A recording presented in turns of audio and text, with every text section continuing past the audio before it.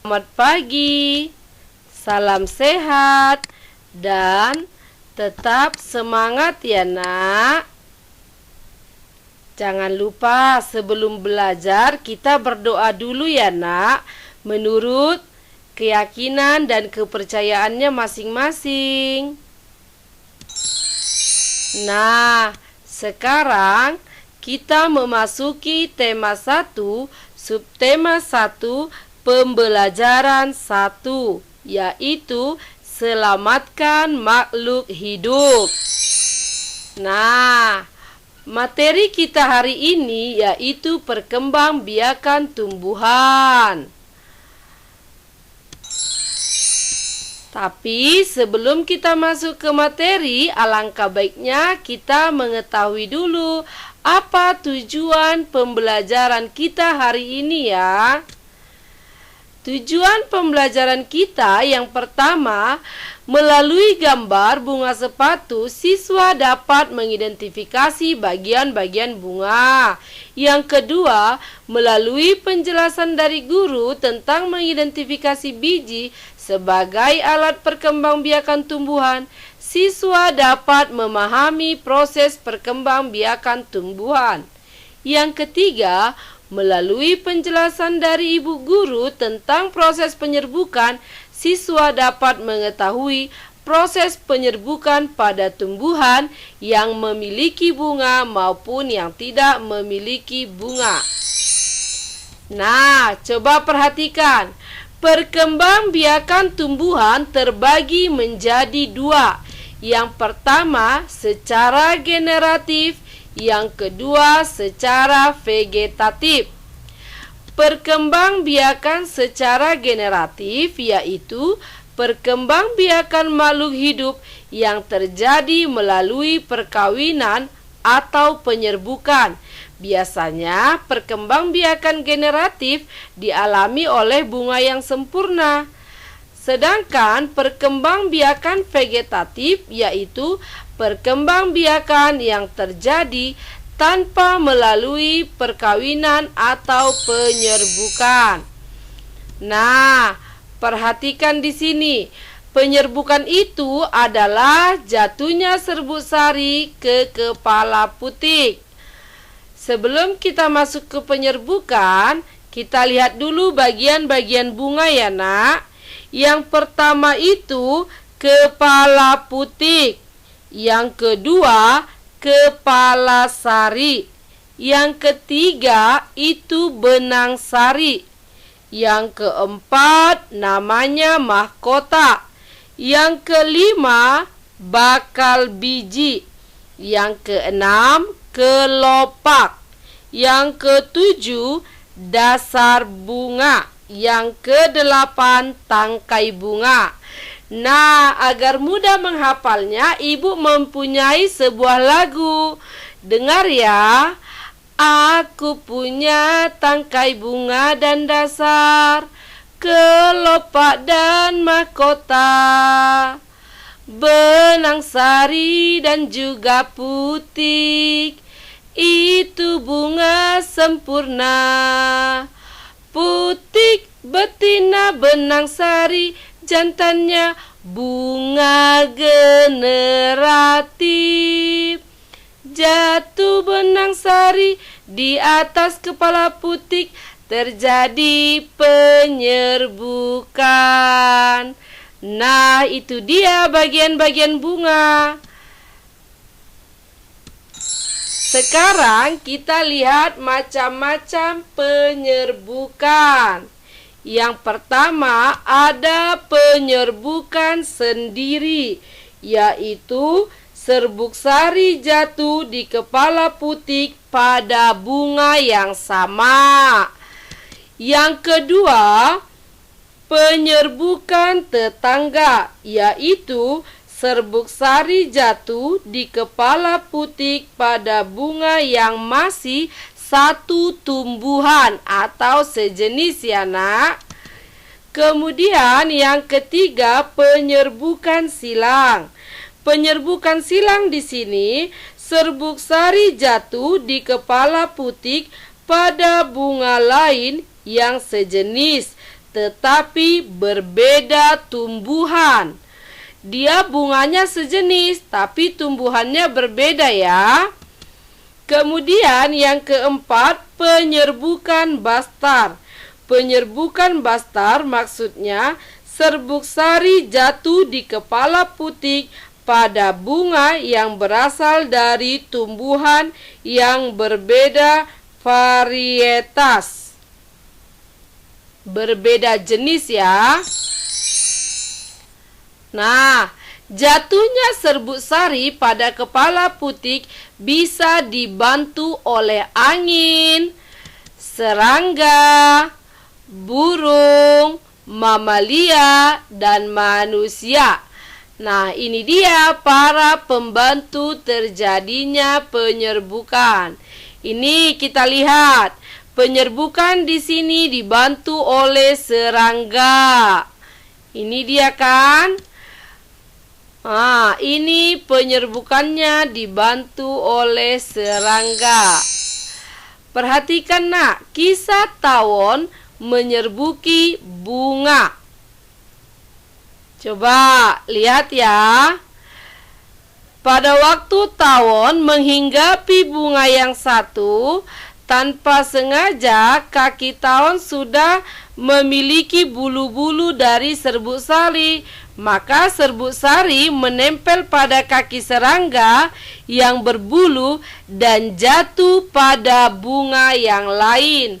Itulah dia proses terjadinya penyerbukan.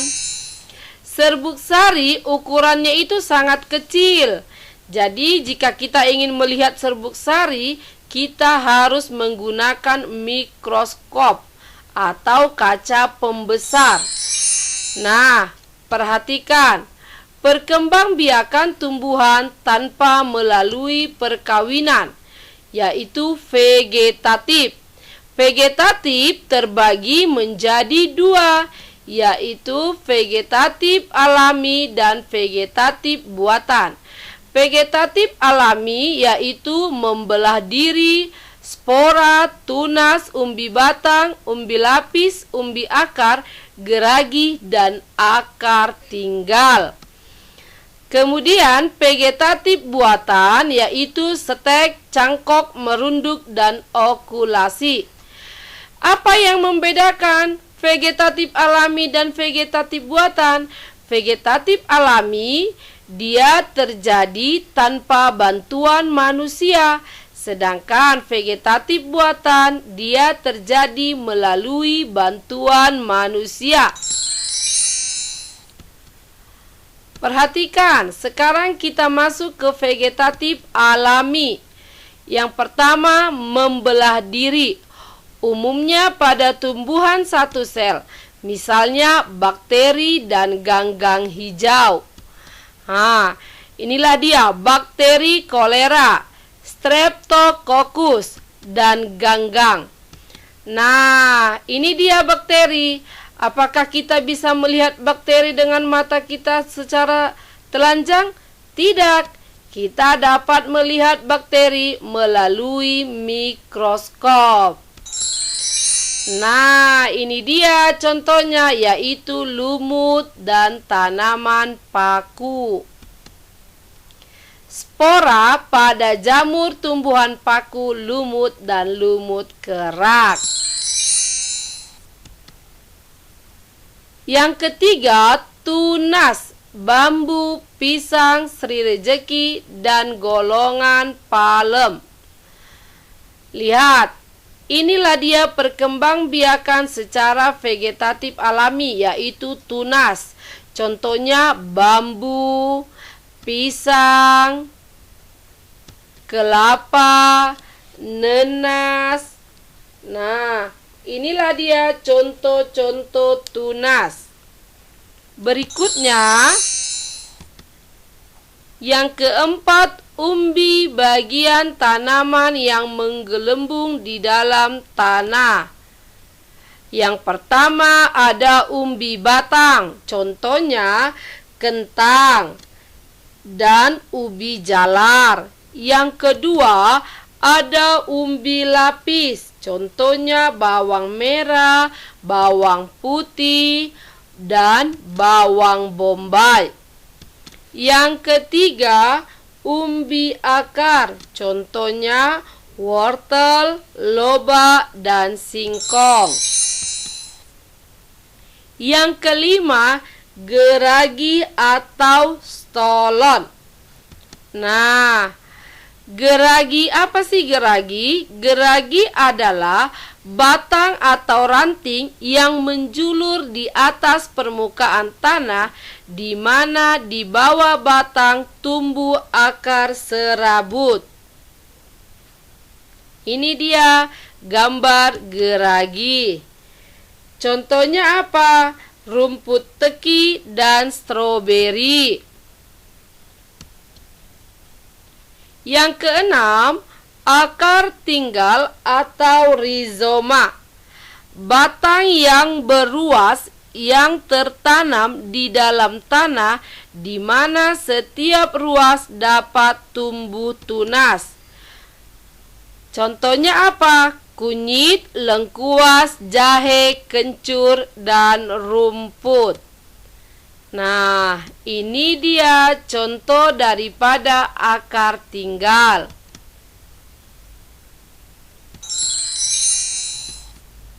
Berikutnya kita masuk ke vegetatif buatan.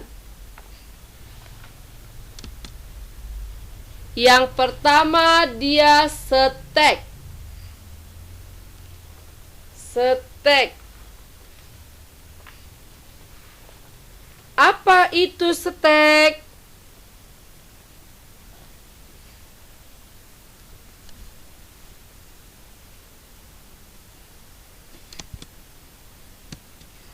Stek adalah menanam potongan sebagian tubuh tumbuhan. Contohnya stek batang, stek daun, pucuk, dan juga tangkai. Biasanya kalau pada stek batang itu pada tumbuhan singkong dan bunga sepatu. Stek daun contohnya itu seperti cocor bebek. Yang ketiga yaitu cangkok. Nah, lihat ini anak-anak. Cangkok itu yaitu kita mengkuliti atau mengkikis kulit daripada ranting pohon. Setelah kita kuliti, kita bungkus pakai tanah dan dibalur plastik. Kemudian plastiknya itu kita bolongi atau kita lubangi, sehingga nanti akan muncul akar baru, dan akarnya itu kita pindahkan lagi. Yang ketiga, merunduk. Umumnya pada tanaman bunga-bungaan agar diperoleh bibit banyak secara cepat. Jadi kalau merunduk ini biasanya pada tanaman bunga-bungaan ya.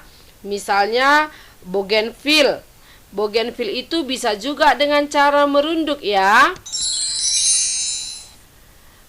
Apa sih bedanya tanaman yang ditanam dengan biji dan hasil cangkok? Nah, lihat beda tanaman yang ditanam dengan biji dan hasil cangkok.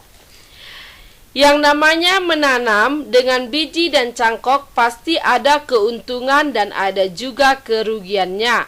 Keuntungan mencangkok yang pertama, buah sama mutu atau baik dengan induknya.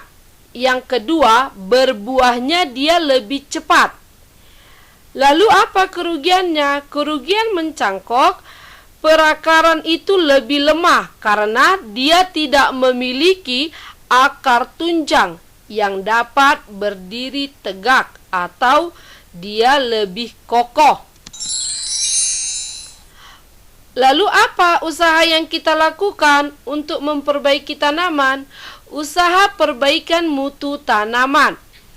Agar perakaran tetap kuat, tapi hasilnya bagus, maka ditempuh usaha penggabungan dua sifat tanaman, yaitu okulasi, menyambung, dan sambung pucuk.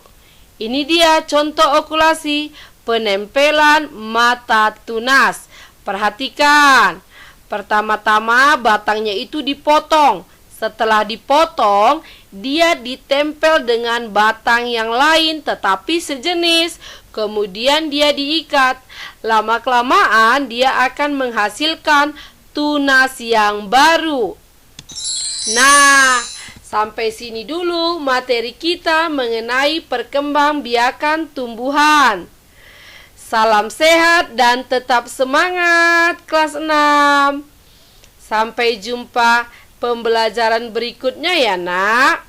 Dadah.